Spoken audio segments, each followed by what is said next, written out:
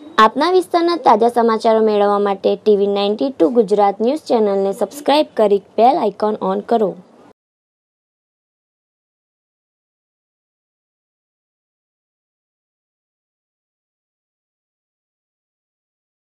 માણાવદર ટાઉનના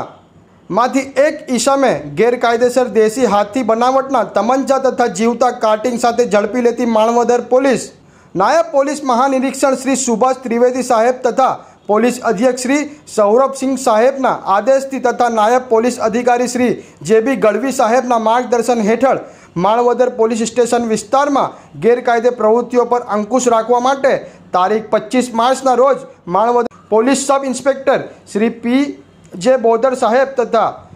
સેવા police inspector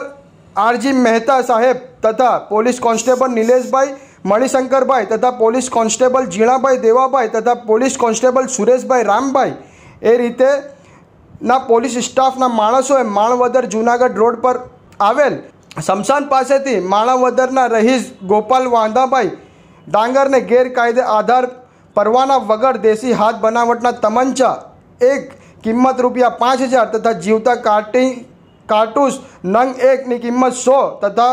ફૂટેલ કારતૂસ નંગ 1ની કિંમત